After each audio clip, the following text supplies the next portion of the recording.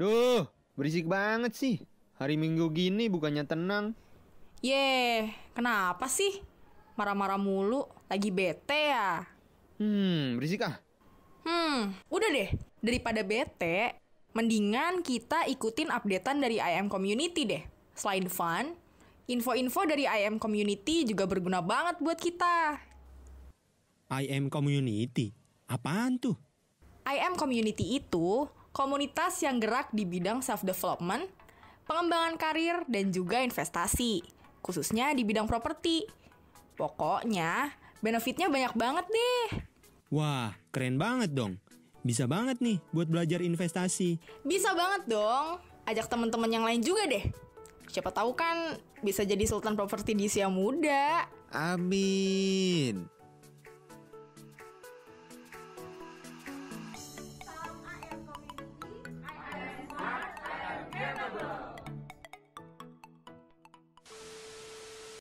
Halo yang investor semuanya, ketemu lagi nih di IM Podcast episode 4. Nah, sekarang di episode 4 kali ini kita bakalan ngomongin tentang komunikasi nih.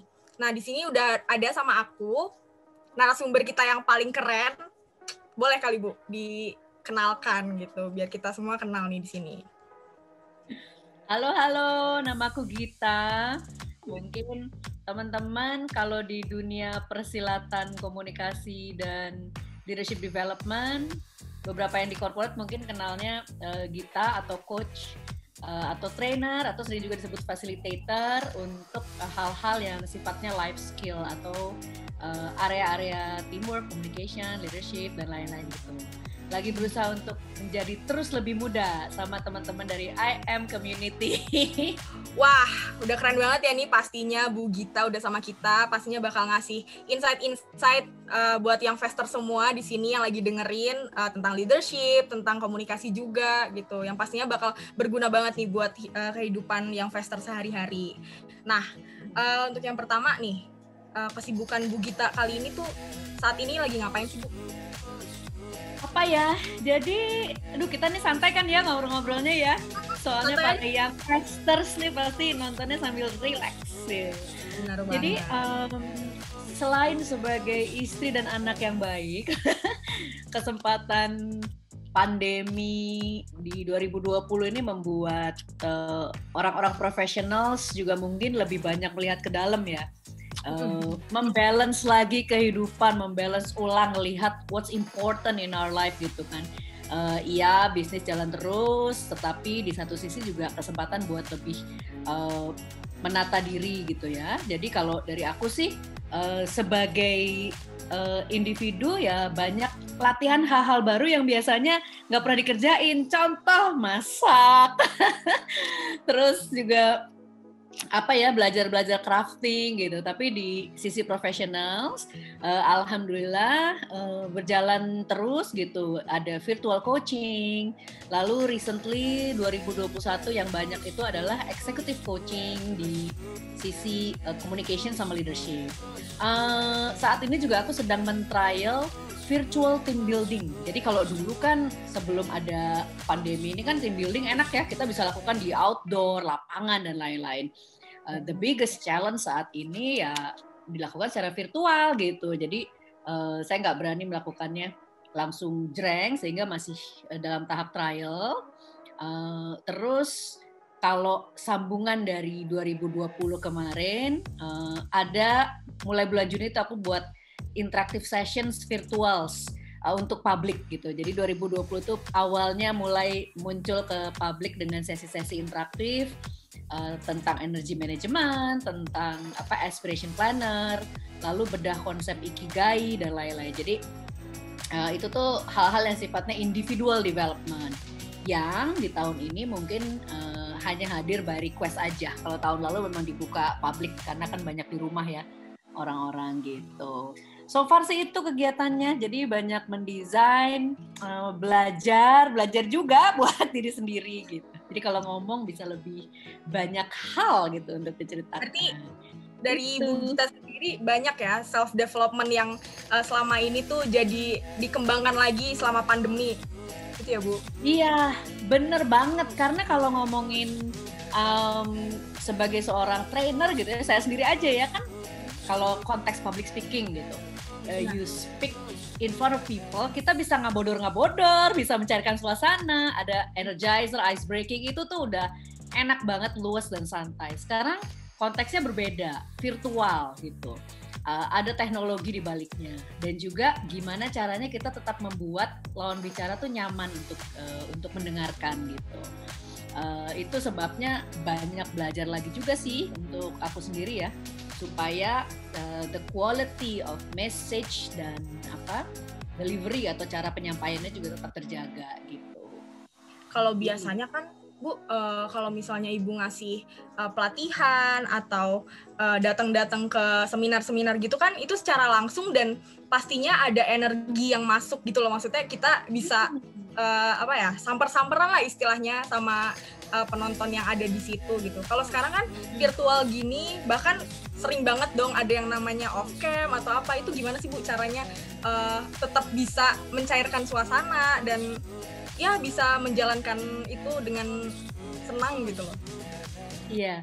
Iya, ini emang challenge terbesar tuh gimana membuatnya tetap excited gitu kan ya. Jadi pertama aku selalu harus tahu dulu nih audiensnya siapa. Kayak misalnya nih aku ngobrol sama Stella nih, aduh udah imut-imut, cantik, muda gitu. Dan juga wawasannya tuh obviously lebih luas dari aku di sisi hal-hal yang kekinian gitu. Jadi aku juga harus belajar mencari hal-hal yang kekinian menyenangkan untuk bisa dibahas bareng-bareng gitu. Dibandingkan aku bilang saya pengen ngomong tentang A dong gitu, mungkin akan lebih baik saya justru minta guidance kepada lawan bicara hal apa yang ingin didengar. Jadi automatically dengan demikian kan topik yang dibawakan atau bahan yang dibawakan juga udah sesuai dengan keinginan si pendengar kan gitu. Di sisi lain juga ya as simple as ya rapih lah ya, pakai lipstick yang agak segar. Jadi kalau orang lihat juga segar, jadi ikut segar gitu. Nah itu menurut aku penting, lots of smile, try to be relaxed, put some jokes gitu sekali-sekali gitu. Dan juga memanage kesabaran ya. Kalau misalnya kita ketemu audiens banyak yang off cam, mungkin bisa diminta di awal dibuka dulu gitu, tanya supaya kita bisa ngelihat rupanya ya. Kalau misalnya tidak mau dibuka kameranya, mungkin dengar dulu suaranya. In one side, I think it's important untuk ketemu secara visual gitu, ngelihat supaya bisa meraba dan mengerti. Tapi di sisi lain juga I learn to respect mungkin saat ini lawan bicara atau audience memang lebih prefer mendengarkan.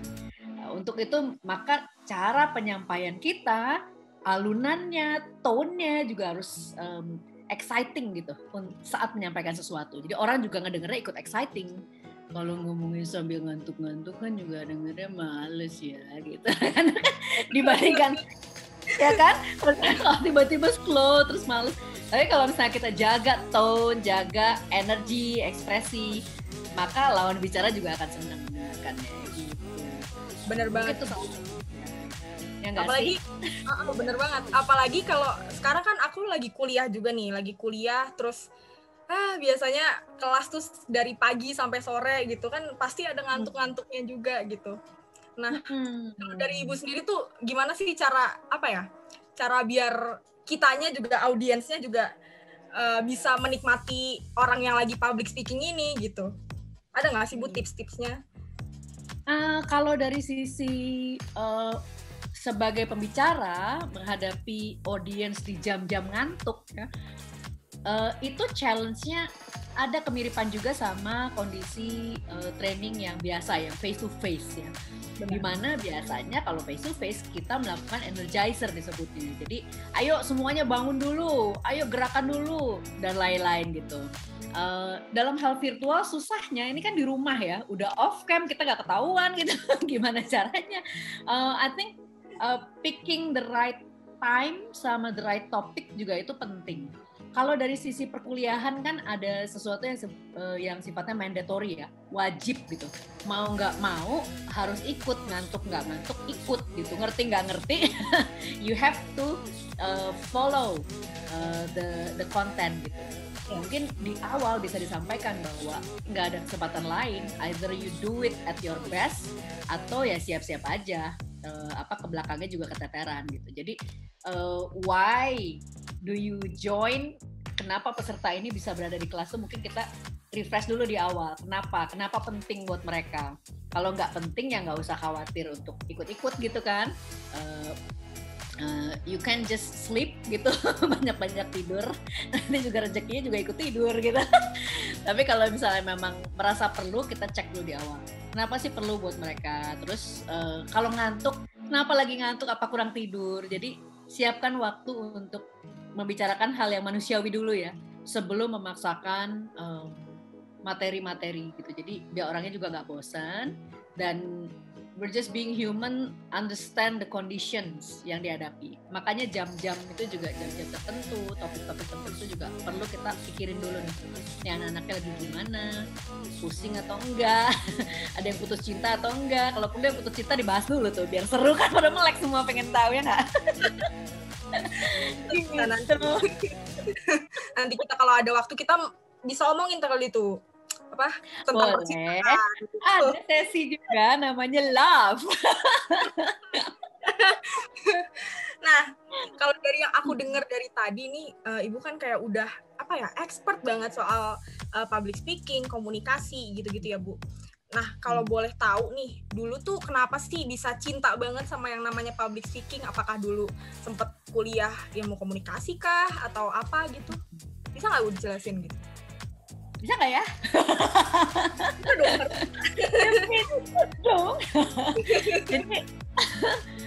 Jadi sebetulnya aku tuh bukan berbackground ilmu komunikasi. Semuanya tuh berawal dari kesukaan gitu dan ketertarikan gitu. Jadi dulu tahun 2005, ya Allah 16 tahun yang lalu ya dulu. Jadi kelihatan deh kenapa ini pipi menjadi melebar. Masih aku tuh 2005 tuh kerja di salah satu advertising agency yang besar gitu ya, sebagai business development dan account management gitu. Jadi kerjanya adalah mencoba bersama dengan tim internal dan head of the company memenangkan bisnis, lalu juga mengerti brief, mengerti kebutuhan brand. Jadi mengkomunikasikan produk, mengkomunikasikan ide, lalu bisnis plan gitu. Itu awal dari ketertarikanku untuk mengerti cara berkomunikasi yang tepat dan cara mendengarkan yang tepat gitu. Lucunya kalau ngomongin komunikasi, orang fokus sama ngomongnya sering banget gitu. Tapi dari awal tuh saya ngerasa waktu awal ketertarikan itu yang paling penting adalah ngedengerinnya, supaya waktu kita ngomong udah sesuai sama yang pingin diketahui gitu. Gitu. Jadi komunikasi, bisnis plan. Nah dari situ mulailah aku tertarik. Oh iya ya, cara mengkomunikasikan hal-hal yang sifatnya inspirasi, cara memotivasi, lalu mulai melipir ke area knowledge gitu. Hal-hal yang sifatnya memberikan ilmu gitu. Ilmunya juga ilmu yang aku tahu ya dari pengalaman. Lama-lama ilmu-ilmu yang memang aku sendiri juga harus belajar. Jadi memfasilitasi proses belajar gitu. Akhirnya waktu itu tahun 2007, setelah 2 tahun di dunia advertising, itu sebetulnya kali kedua ya sebelum aku pergi ke luar negeri, kali kedua di dunia advertising itu sebagai business development. Lalu aku tertarik untuk mencari tempat untuk belajar cara berbicara dan cara mengajar yang benar gitu. So then I apply to one of the best HR development HR consultant ya, HR consultant gitu.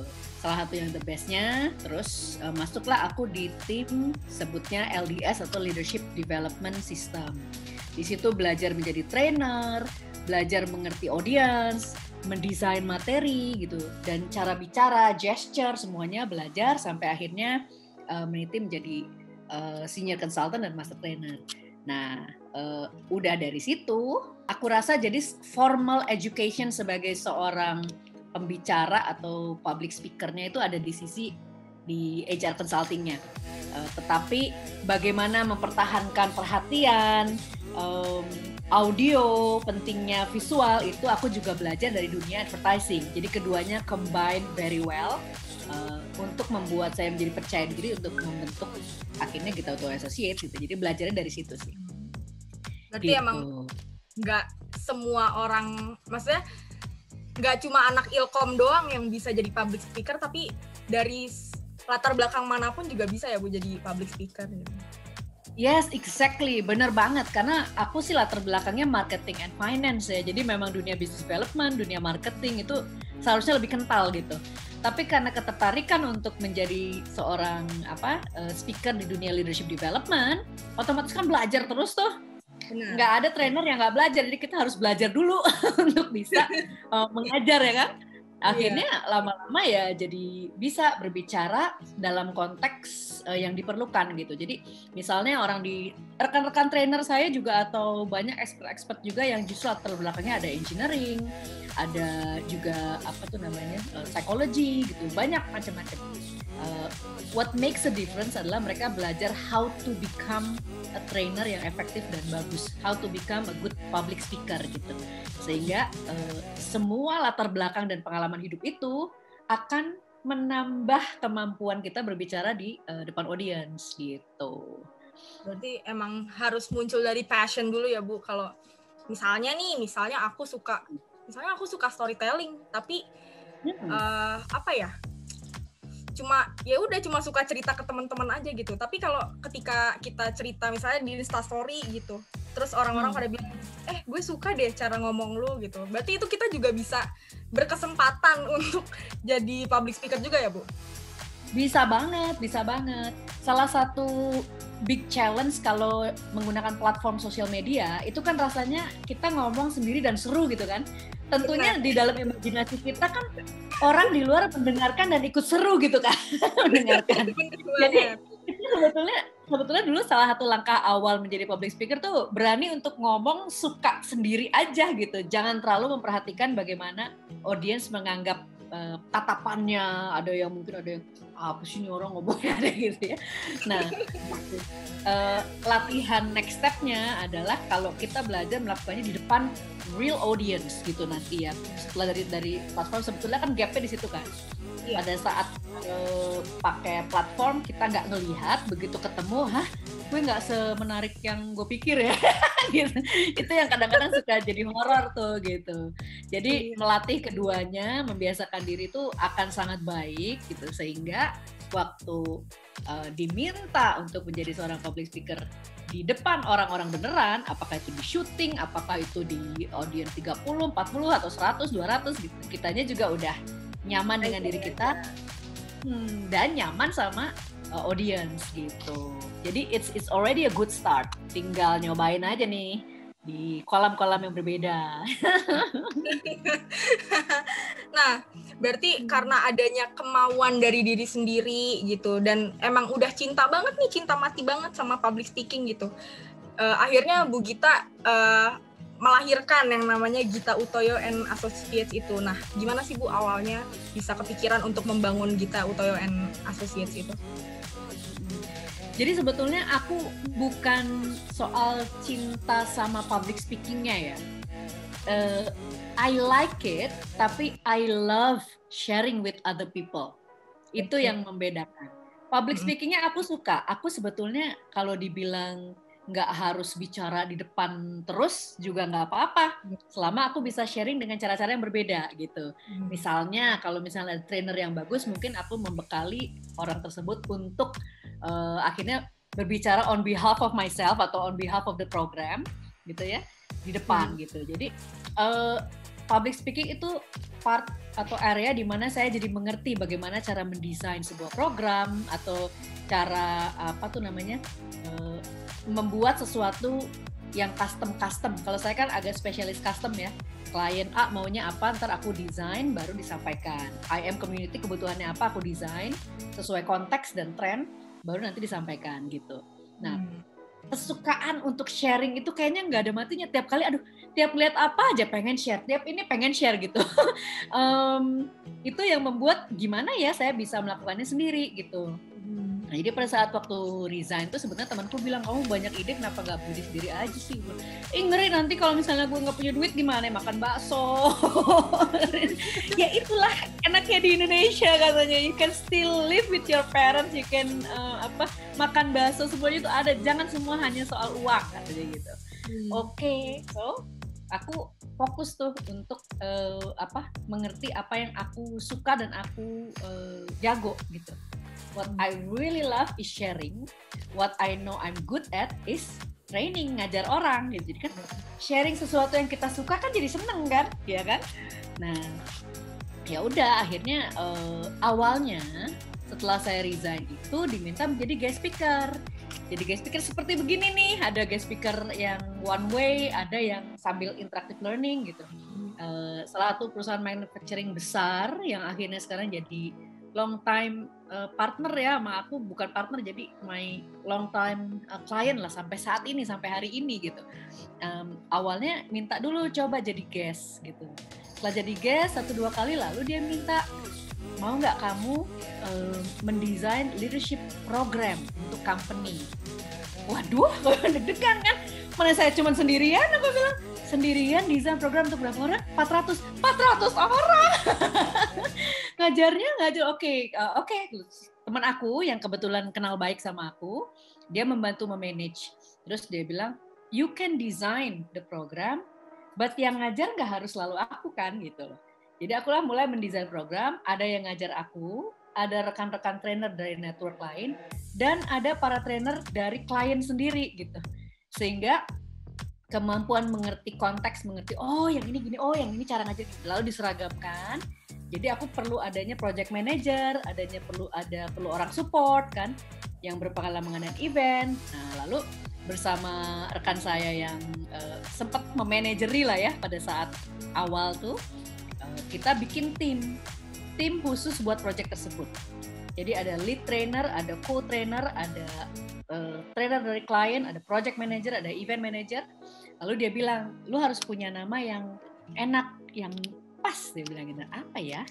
I don't know, aku bilang. What's your advice? Udah aja Gita Utoyo and Associates. Jadi sebetulnya konteks associates ini adalah rekan-rekan expert atau siapapun yang bekerja bersama Gita Utoyo gitu, bersama aku gitu. Karena kebetulan saat itu core consultant-nya yang diminta adalah akunya kan.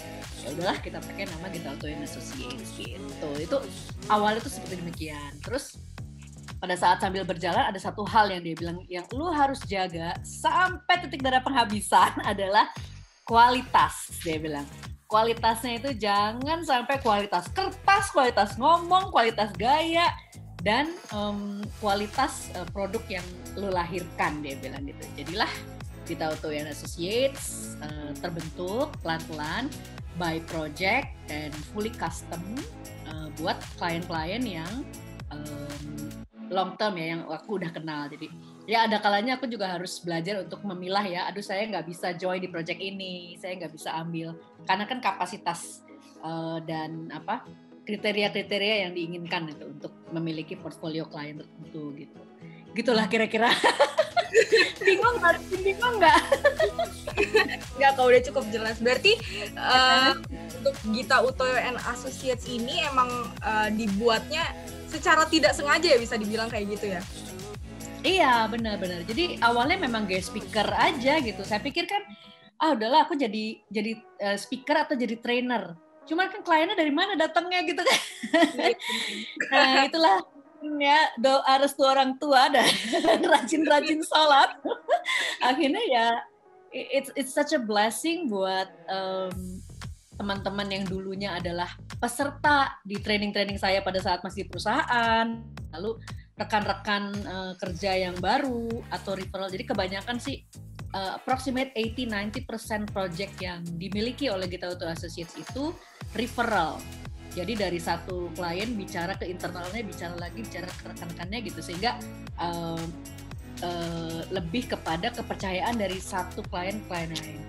Aku rasa kuncinya adalah a full respect kepada setiap peserta di dalam kelas dan setiap orang yang terlibat dalam project, kayak Stella, lalu ada Edgar. Ini kan rekan-rekan yang kita nggak tahu nih suatu hari bakal jadi bos nih. Tiba-tiba aku perlu mensupport, I will be there for you, but you will never know gitu. Setiap rekan yang bekerja sama kita itu pasti akan menjadi sesuatu yang lebih besar dari kita gitu. Jadi itu kepercayaan saya ya. Jadi saya pikir selalu menyenangkan ketemu sama siapapun rekan-rekan baru gitu. Nah, berarti dengan adanya Gita Utoyo and Associates ini emang udah berpengalaman dari experience yang sudah dilalui gitu ya. Nah, berarti kan dengan adanya pengalaman-pengalaman itu pastinya pernah mengalami masalah-masalah kayak miskomunikasi lah atau apalah gitu. Nah, untuk keadaan kayak sekarang gitu, gimana sih caranya biar kita tuh ngomong kayak misalnya kayak aku sama Bu Gita gini secara virtual, atau mungkin kalau virtual kan bisa lewat chat juga, bisa lewat apalah gitu. Gimana biar caranya kita tuh nggak miskom gitu sama lawan bicara kita? Biar nggak miskom ya. Pertama cek dress code-nya dulu sama atau enggak, apa sih? Enggak bercanda. Ya aku rasa pertama topik, tahu banget, ngerti benar topik yang ingin disampaikan. Satu sisi lain ini kalau kayak sendal jepit atau sepatu ini beriringan ya. Topiknya sama audiensnya, try to get to know both very well, sebisa mungkin gitu. Kalau topik udah jelas, tentunya kita diminta karena kita punya keahlian tertentu kan untuk membicarakan topik tertentu gitu. Nah, audiensnya ini berusaha untuk kenal apakah audiensnya ini misalnya mengerti background-nya, levelnya, terus udah gitu sejauh apa kepinginnya gitu ya. Bahkan bahasa Indonesian English ataukah campur atau bagaimana itu harus double check dulu gitu. Lalu setelah topik dan audiensnya kita ngerti, kita kenal, how-nya bagaimana kita mau mendelivernya, mau pakai slide kah gitu. Kalau pakai slide izin dulu ya, open cam dulu, ngobrol, saya nanti akan pakai slide, nanti ada video loh gitu, nanti ada audio, lalu ada games kecil gitu. Ini aku juga sampai bikin catatan nih, jangan sampai bikin ini ya misperception. Jadi topiknya ada audiensnya, tools-nya, terus sistematika penyampaian, cara menyampaikannya bagaimana gitu. Apakah mau mengalir aja? Kayak konteks sekarang nih kita udah ngobrol kan, topiknya ini aku udah dikirim guidance-nya gitu, nanti akan ada host-nya, oke gitu. Terus apakah mau relax, formatnya ngobrol ya gitu. Kalau dibilang formatnya kayak lecture ya, ntar aku pakai slide juga. Mungkin bajunya juga nggak santai kayak gini, pakai jas, pakai suit gitu ya. Sekali lagi konteks tuh penting banget, serta tentunya rehearse. Kalau sesi-sesinya itu sifatnya serius, harus ada rehearsal dulu yang dilakukan. Dan diupayakan come earlier, start early, have a briefing gitu. Kalau topiknya itu serius, you really need a serious attention dari lawan bicara, maka you have to practice it first. In overall, kalau ngomongin virtual, please check connections, audio, visual. Kayak tadi tuh kita selalu ada backup. Ada backup ya, cobain pakai wifi, cobain pakai hotspot semua gitu, untuk memastikan bahwa kita tidak mengecewakan pihak yang sedang berbicara di sisi lain gitu, di dunia lain sebelah sana. Kira-kira demikian ya untuk menghindari miskom ya. Tapi yang jelas briefing dulu, ngobrol dulu, tanya-tanya dulu gitu. Apa sih sebenarnya? Kalau udah ada guidance lebih bagus. We can follow the guidance karena yang mengajak tentunya sudah lebih tahu audiensnya dan lebih tahu tujuannya ya dibandingkan kita gitu. Gitu. Tapi kan untuk public speaking sendiri itu ada di salah satu aspek di mana payung besarnya adalah komunikasi gitu ya. Komunikasi kan nggak cuma kita bisa public speaking atau enggak gitu, tapi kalau misalnya kita ngomong secara interpersonal, terus ngomong sama orang lewat chat atau lewat video call, tapi misalnya deh kita ambil contoh aja kayak orang pacaran selama pandemi kan mau nggak mau mereka terpisah dan akhirnya banyak sekali konflik-konflik yang datang gitu ya, misalnya karena pengalaman sekali. waduh saya tidak berpengalaman ini saya. Gitu ya. Lebih ke apa ya? Miskom karena bahasa di chat atau apa gitu kan yang akhirnya tadinya cuma sepele tapi jadi gede gitu loh. Nah, itu gimana cara mengatasinya dan mengantisipasinya? Mengatasi, jadi lebih ke gimana supaya kita bisa tetap menjaga kesan yang baik gitu ya. Dengan lawan bicara gitu ya. I think first be clear, jelas dulu kita mau ngomongin apa gitu. Public speaking itu kan konteksnya banyak ya, komunikasi konteksnya banyak. Apakah untuk knowledge, apakah untuk sharing, untuk memotivasikah gitu dan lain-lain. Kalau ini kita sekarang sifatnya untuk sharing aja gitu kan. Nah, udah jelas, oke, tujuannya harus jelas. Kita clear sehingga kita tidak memberikan sesuatu yang berlebihan gitu, atau juga tidak kekurangan gitu. Nah, lalu secondly, respect whoever we will speak to gitu. Di audience kita harus mengerti bahwa ada situasi-situasi di mana audience mungkin ada yang peduli, ada yang tidak peduli, ada yang bingung, ada yang it doesn't matter, kita respect aja kondisi itu ada gitu. Sehingga kita tenang kalau ada situasi-situasi yang mengagetkan, kita tidak gampang tidak reaktif gitu ya. Stay cool dan tetap respect and be clear with what we want to say. Lalu jika ada pertanyaan, lalu tadi misalnya setiap sebelum saya sharing kan Stella harus nanya dulu kan, listen to the questions carefully gitu ya, jadi mengerti benar apa yang ingin ditanyakan sehingga kita listen to understand, bukan listen to respond. Seringkali orang tuh mendengar untuk menjawab. Mendengar untuk menjawab bedanya apa coba sama mendengar untuk mengerti? Kalau mendengar untuk menjawab, waktu ngedengerin kepala kita udah mengatur-ngatur jawaban gitu. Jadi kadang-kadang sepertinya setengah kita udah asumsi jebret gitu ya. Tapi kalau we try to listen to understand, ngerti dulu, terus kita pahami oke. Jadi dia perlu informasi mengenai ABC gitu. Selanjutnya be authentic, santai aja, be flexible. Jadi authentic tuh sebetulnya kita jadi diri sendiri, tapi kita juga punya fleksibilitas untuk menyesuaikan dengan topik dan audience gitu. Siapkan catatan. Kenapa aku tunjukkan catatan-catatan nih? Supaya aku nggak melenceng-melenceng gitu ya. Bahkan untuk hal yang simple seperti sharing ini juga menurut aku, when we prepare well, it's equal to we respect the other person that we talk to gitu.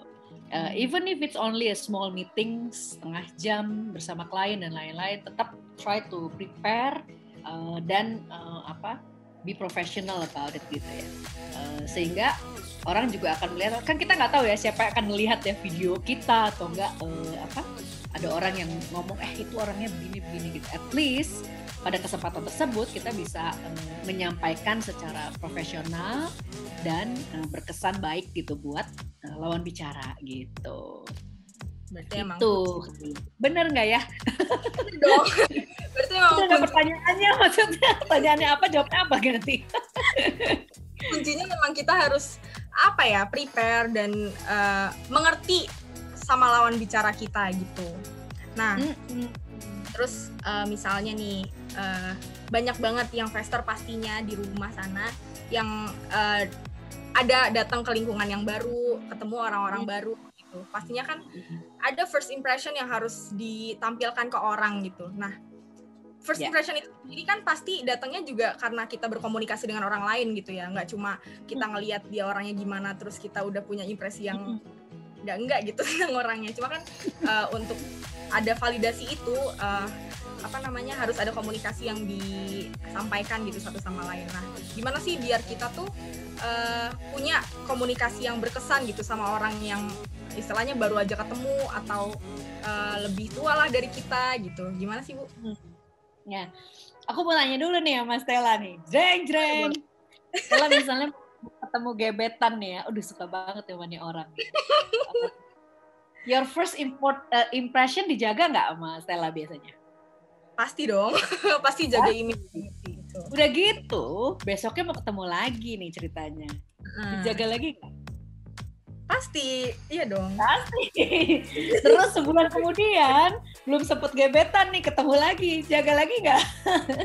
Jaga ya. Jadi I think impression itu very important, not only as the first, tapi juga continuously gitu.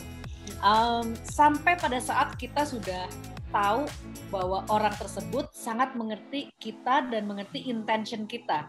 Niat kita tuh emang tulus, niat kita baik, kita juga mau ngejaga relationship, maka kita akan bisa lebih relax saat bertemu gitu.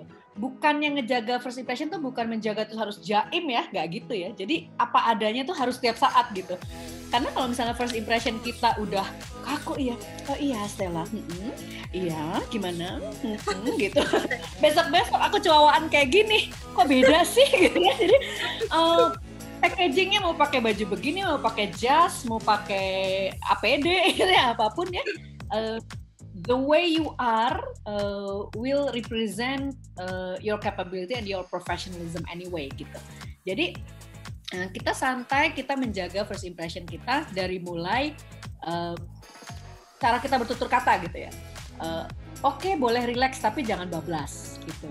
Lalu sikap gaya kita gitu, boleh santai, boleh mencoba memudahkan diri nih, aku ceritanya mencoba memudahkan diri santai, tapi juga jangan sok muda juga gitu. Kalau memang udah kayak 20-30 tahun ya sudahlah gitu ya.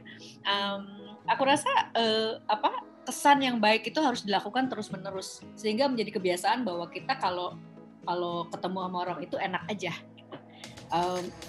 It's good to have a good first impression secara packaging, tapi the way you make other people feel itu yang akan kenal lebih lama sama orang-orang. Jadi dari awal ketemu siapapun, ketemu lagi, nggak ketemu lagi kayak gitu, tetaplah membuat koneksi hubungan perasaan itu baik gitu. Be kind to other people. Bahkan dulu nih waktu aku awal-awal ngajar leadership tuh ada quote dari Google. Google kan udah company yang keren dan besar banget, udah lama kan. Tahu nggak dia bilang quote-nya itu tulisnya the key to teamwork adalah be kind to one another. Itu sampai aku ya, jadi mau gimana kayak gitu. Kalau kitanya juga enak ya, the way we make other people feel udah enak, besok-besok dia juga akan apapun profesi kita juga nanti kalau ketemu lagi juga akan tetap menyenangkan gitu. Apalagi di konteks profesional gitu.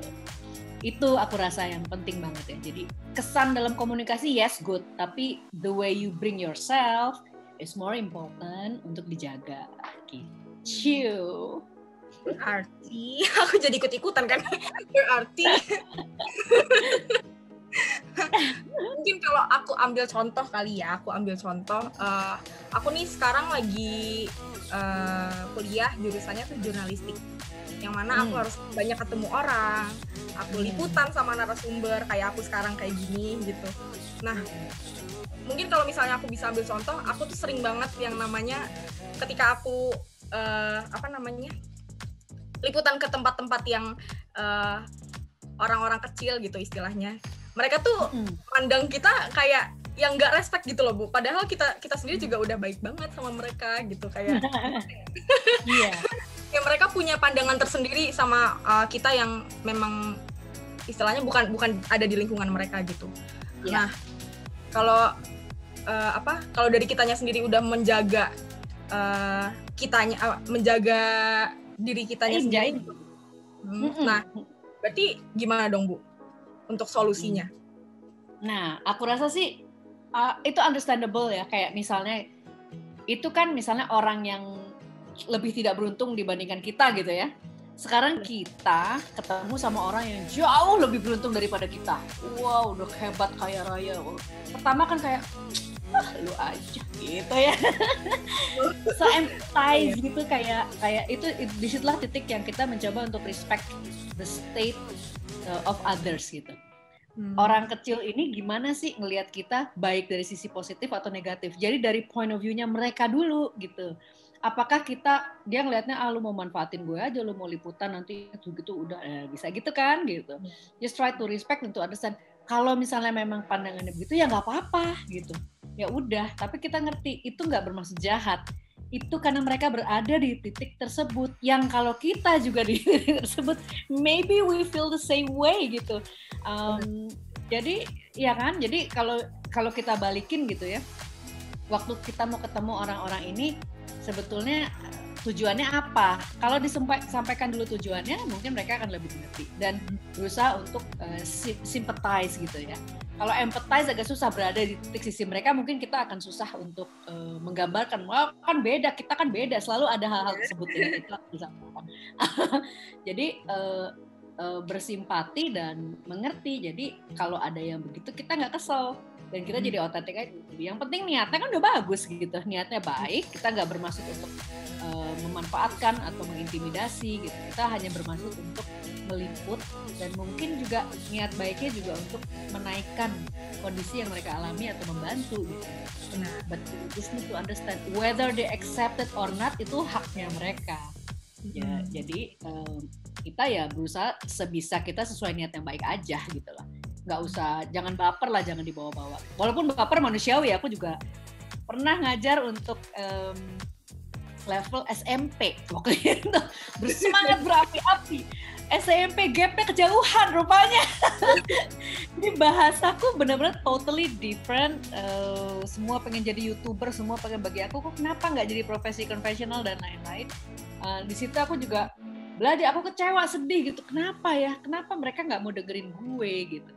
Hanya beberapa jam lalu aku sadar, kenapa gue nggak ngobrol dulu sama mereka lebih lama sebelum aku share gitu. Yes, you're good for corporate level, yes, you're good for lebih mature, tapi kalau untuk anak-anak yang kecil-kecil kan lu sape gitu. Lu bukan YouTuber gitu kan. Jadi berusaha untuk mempelajari dan mengerti benar sih sebetulnya yang dipinginin apa sih. Sometimes we think we're good, but we're not that good to some people gitu. Jadi tetap jaga-jaga, belajar terus dan open mind aja ya, open mind sama kondisi gitu. Gitu kali ya aku rasa ya, kalau misalnya liputan ke yang seperti tadi kamu bilang, aku ngerti sih dilemanya gitu ya. Berarti di sini bukan cuma kita belajar tentang komunikasi, bukan cuma tentang public speaking, tapi kita juga belajar tentang hubungan ya. Dan gimana kita saling mengerti satu sama lain, dan itu yang bisa mendukung adanya komunikasi yang baik gitu sama orang lain. Nah, yes. Keren.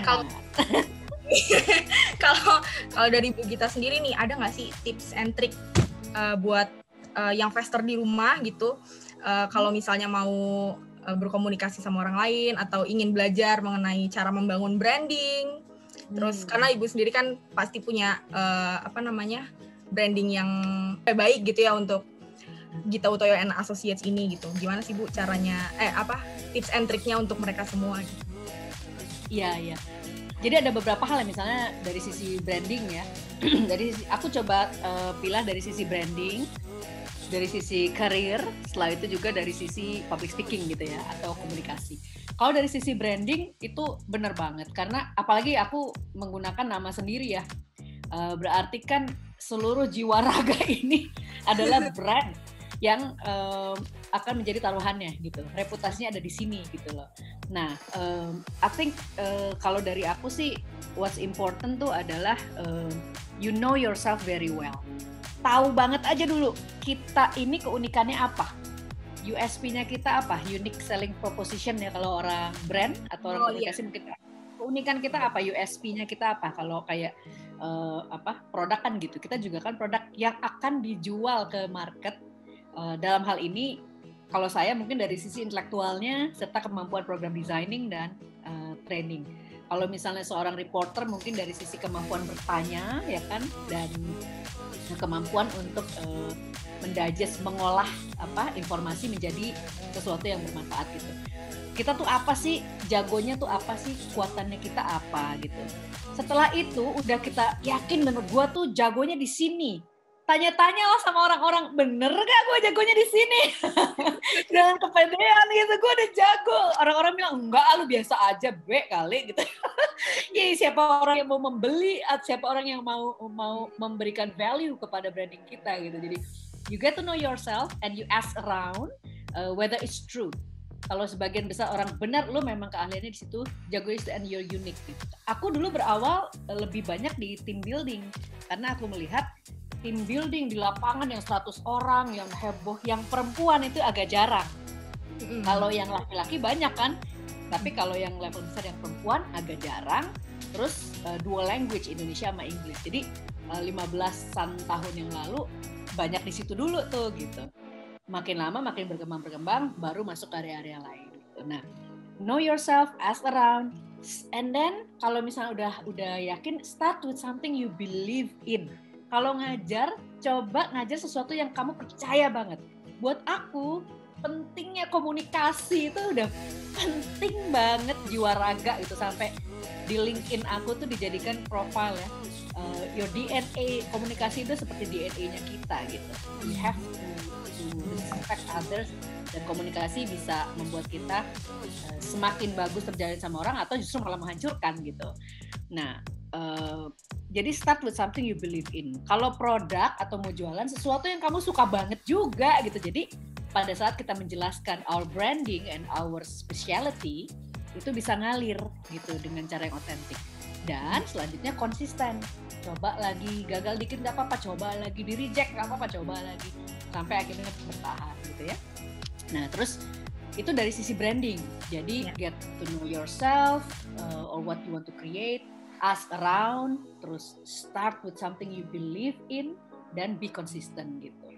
Makanya aku juga sebetulnya ngomong-ngomong gitu Auto Associates tahun 2021 ini udah 10 tahun.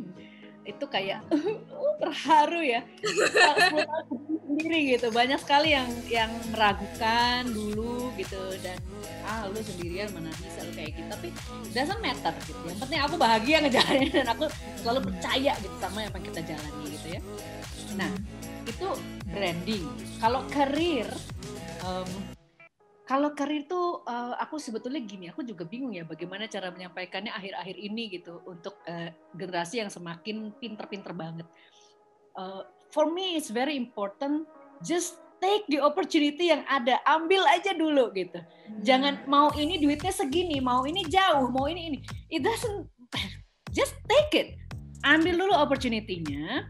Waktu kamu menyelam walaupun cuma 3 bulan, you will see how strong you are. Endurance-nya. Kalau orang atlet kuat nggak sih lu gitu ya? Menghadapi politik di kantor. Bisa nggak dengerin instruksi lalu bikin jadi eksekusi gitu. Terus udah gitu kemampuan untuk manage konflik sama diri sendiri, konflik sama orang luar di kantor gitu. Menyesuaikan diri dan lain-lain. Aku tuh sebetulnya punya tips-tips juga bagaimana cara pertama kali kita masuk ke dunia kantor. Kalau pertama masuk kerja, diterima kerja tuh what should you do first gitu. Sampai saking senengnya tuh aku mengalami karena suka banting setir kan, what you should do first gitu ya untuk melakukannya. Nah, they just take the opportunity, udah ambil kesempatannya. Berikutnya, learn the basic skill, life skill yang aku bilang. Nah ini aku senang banget bisa sharing di IM Community, dan juga bisa nanti ada sesi-sesi sama IM Talent and Career, karena the basic skill will be there. Yang pertama, bagaimana menggroom diri, how you communicate. Kalau komunikasinya ancur blaur, bagaimana mau ngomongin teamwork, bagaimana mau ngomongin leadership, doesn't matter gitu. Tapi your attitude, your communications itu basic skill. Mau belajar di kampus manapun juga agak susah karena itu sifatnya harus kita coba, dan ya dari hal-hal yang di luar formal education kadang-kadang ya gitu. Terus udah ambil opportunity-nya, learn the basic skill. Yang ketiga nih kalau ngomongin karir, kami semua harus open mind. You have to be open minded to learn from others dan networking with other people gitu. Biasanya kita di kampus itu kan suka ada bintang-bintang kampus ya. Geng yang wah pokoknya ini udah keren banget, jebret gitu. Masuk ke dunia kerja kita sendirian punya geng lagi. Kadang-kadang kelompok-kelompok itu membuat kita sangat nyaman dan jago di bidangnya, tapi suka lupa untuk membuka diri bahwa banyak banget di dunia luar sana yang lebih jago dari kita, atau bisa membuat kita lebih punya banyak potensi gitu.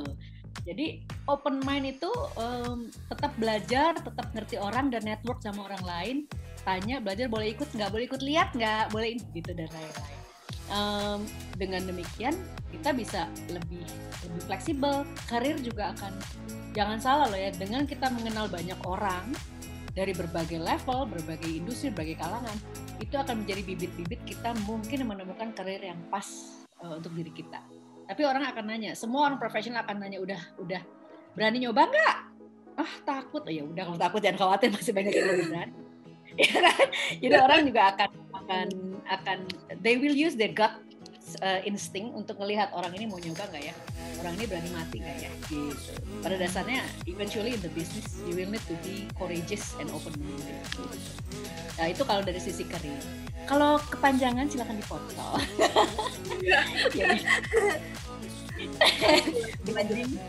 Karir. Satu lagi mungkin dari sisi apa tadi namanya public speaking ya. Nah, kalau dari sisi public speaking, aku rasa there's a lot of things, there's a lot of platform yang kita bisa gunakan untuk berbicara dengan orang lain.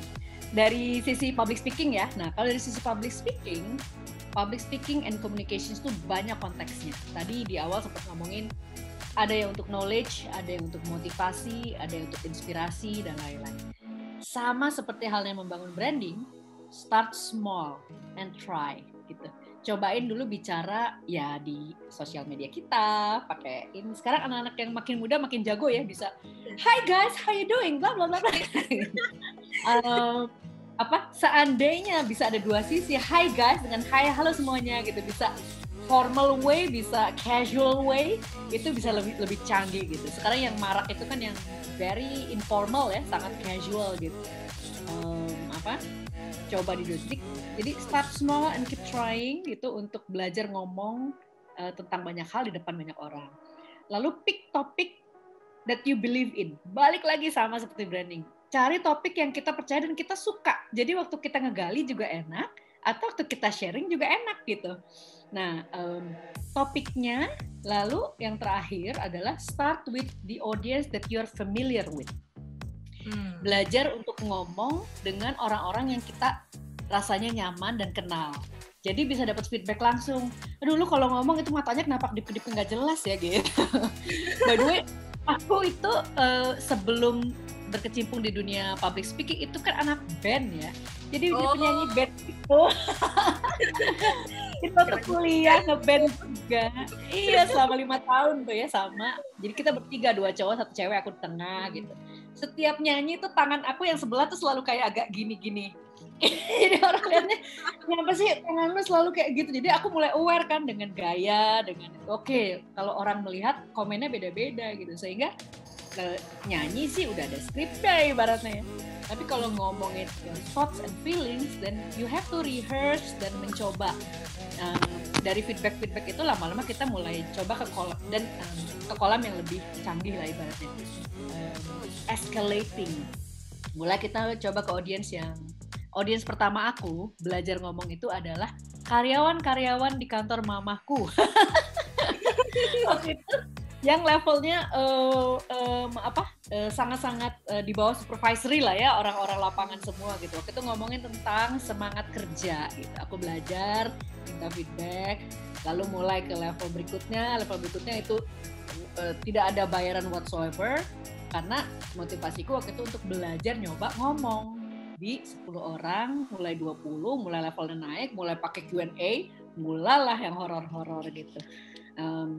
Jadi seorang public speaking itu wawasan dan curiosity-nya, keinginan untuk menggali topik dan menggali audiens itu harus tinggi. Jadi waktu kita ngomong, kita juga udah bisa accept terhadap kondisi yang kita hadapi. Nggak mudah luluh gitu ya. Itu lumayan panjang kali lebar. Jadi beberapa tips di sisi branding, karir maupun public speaking. Dari yang aku tangkap sih ya, ini sebenarnya nggak panjang gitu, cuma emang kita perlu contoh-contoh konkretnya aja gitu.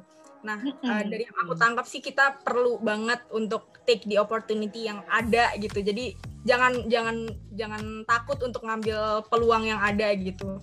Nah, kalau ngomongin tentang opportunity, biasanya tuh bertabrakan atau bertolak belakang dengan yang namanya idealisme. ketika kita udah punya idealisme yang apa ya, udah pengen banget lah pokoknya lebih pengen idealis daripada kita ngambil peluang yang ada. Nah, gimana caranya untuk ibu tuh ngasih courage ke orang-orang untuk apa ya, ayolah ambil aja opportunity yang ada, apalagi lagi pandemi kayak gini gitu. Iya. Gini, aku juga dulu seorang idealis banget gitu, apalagi kalau ngajar. Sama klien bisa marah-marah hanya karena aku mempertahankan idealisme, menjaga anak buahku, lain-lain gitu. Sampai akhirnya tabrak kejedot, berantem, dimarahin dan lain-lain, sampai aku masuk ke dalam titik it's good to be idealistic, tapi it's even better to be flexible gitu. Kenapa? Ya kita harus tanya dulu, kita idealisme sebenarnya tujuan hidup lu apa sih gitu. Lu mau idealis buat apa? Buat menjadi supaya kita dilihat orang, buat memberikan impact gitu. It's okay, tapi sisihkan space sedikit untuk menjadi fleksibel sehingga idealisme kita bisa diterima oleh lebih banyak orang dan bisa memberikan impact untuk lebih banyak orang gitu. Orang-orang yang idealis, aku selalu sangat mengagumi orang-orang idealis yang konsisten, tetapi bisa juga membangun dan memberi kepercayaan, membuat orang-orang percaya bahwa gue suka idealisme dia karena dia memberikan impact buat banyak orang gitu. Dibandingkan idealisme yang sendirian saja, jadi then you will become very lonely gitu. Nah, idealisme sama eksklusivitas agak beda ya. Kalau eksklusif itu dan bisa membangun sebuah kepercayaan dari kelompok tertentu yang sangat menyukai gitu, idealisme tersebut, dan sudah bisa menjadi balak ukur gitu untuk orang melihat, wow, it's very idealist and eksklusif. Kadang-kadang orang berpikir idealisme itu sama dengan eksklusif. Jaga idealisme kita tapi berusaha untuk fleksibel juga, terutama kalau misalnya kita masih muda gitu, karena kita harus juga mau tadi open mind, belajar dari orang yang sudah lebih berpengalaman gitu. Mereka bisa berada di titik-titik hebat itu karena perjalanannya juga udah melalui apa yang kita udah lewatin gitu. Bukan berarti mereka tidak idealis, mereka bisa conquer, menaklukkan ego dari idealismenya menjadi fleksibel idealis gitu. Misalnya aku mau kerja di kantor, aku juga dulu punya cita-cita, pokoknya gue harus bisa bekerja di Jakarta, kan saya anak Bogor ya, di Jakarta pakai jas tapi fleksibel, seru, itu ada di pikiranku gitu, pengennya pekerjaannya begini, opportunity-nya yang ngasihnya A gitu ya, aku ikutin aja, perlahan meniti ke arah idealisme itu, jadi nggak bisa jebret langsung. Coba kalau dari dulu, pokoknya harus just berkantor. Siapa lu, udah orang dari mana, capability-nya apa? Pertanyaan-pertanyaan akan jadi mempertanyakan kita gitu. Jadi be an idealistic tapi be flexible also gitu. Kalau enggak susah buat kita membangun network, membangun branding lagi nantinya gitu kan. Karena orang harus percaya dan trust and respect. We have to give respect juga to other people untuk mulai get to know us gitu. Itu kali ya. Baik sekali. Saya terjawab nggak ya? Terjawab. Nah, untuk yang terakhir nih Bu, kalau misalnya ada yang investor di rumah yang, aduh gue pengen bisa public speaking, pengen bisa self developing sendiri gitu, tapi nggak ada platformnya gitu. Ada nggak sih Bu platform atau kegiatan yang Ibu lakukan gitu untuk membantu teman-teman di rumah? Mulainya dari mana ya gitu ya? Kalau kita di ini ya. Jadi dari sisi karir maupun dari kemampuan public speaking gitu ya. Kalau saya sendiri sih Digital Auto Associates itu bisa melakukan coaching individual maupun grup gitu. Ada latihan-latihan, bisa memberikan feedback berdasarkan pengalaman yang ada gitu ya. Tetapi ini aku lagi ngobrol sama the gangs of I Am community. Jadi immediately yang saya terpikir adalah I Am Talent and Career Platform, karena kebetulan juga aku akan mengisi di situ kan gitu. Jadi susah-susah sama Gita Utoyo-nya cari jadwal dan lain-lain. This platform di I Am Talent and Career itu malah udah tersedia lengkap ya. Bagi aku tuh terlihat sangat komprehensif, makanya aku sangat senang banget untuk bisa kontribusi sama teman-teman. You can sign up, you can learn mulai dari awal banget, dari get to know who you are, bagaimana cara grooming, lalu terkomunikasi, lalu how to speak well di public speaking. Jadi udah semuanya diolah, baru nanti speaking well dan lain-lain. Bahkan juga ada di industrinya udah disiapin gitu, ibaratnya gitu ya. Kalau di tempat lain kita baru belajar terus tetap udah pakai di mana gitu kan. Ini the industry yang saat ini di property itu sudah ada di depan mata gitu. Jadi saya nggak akan menganggap enteng bahwa ini sangat valuable hari gini karena online gitu ya. Nah, jadi ada IM Talent and Career. Lalu kalau teman-teman ngelihat di LinkedIn, udah banyak belum ya? Stella ada di LinkedIn nggak? Oh, ada. Nah, iya, LinkedIn itu salah satu platform yang menurut aku sangat bagus banget untuk powerful untuk mengasah networking maupun membuka mata di ranah-ranah yang sifatnya bisnis profesional gitu ya. Mau itu independen kayak freelancer kayak mau corporate apapun itu. Di situ ada banyak tuh, suka ada informasi mengenai pelatihan-pelatihan public speaking. Again, dari pelatihan-pelatihan itu kita lihat konteksnya. Biasanya suka ada kan tertuju untuk audiens siapa dan lain-lain gitu. Memang untuk yang undergrad, yang baru lulus itu agak jarang gitu karena mereka mengacu ke yang professionals, tapi ada juga di situ. Nah kalau yang si IM Talent and Career, kenapa aku sedikit excited because it's available for undergraduate as well gitu. Selain itu juga kalau sering lihat TEDx internasional atau lokal, aduh itu bagus banget. Nonton aja kita udah dapet tips. Isinya aja juga ada banyak yang langsung mengajarkan kita. Lebih bagus lagi kalau mencoba mengisi. Aku pun juga sampai sekarang belum ada kesempatan dan belum tahu ya mau share apa. Kayak nggak pede gitu, jadi harus belajar lagi. Itu sih. Di sisi lain, selain yang formal, itu kan formal platform ya, IM Talent and Career, lalu many dari LinkedIn, TEDx, atau gitu associates, juga dari your own community di kampus, di komunitas-komunitas teman-teman gitu ya. Belajar ngomong dulu. Bahkan yang kekinian ada Clubhouse social media sekarang. Aduh, lagi baru muncul. It can help you rehearse how you speak and influence other through audio gitu.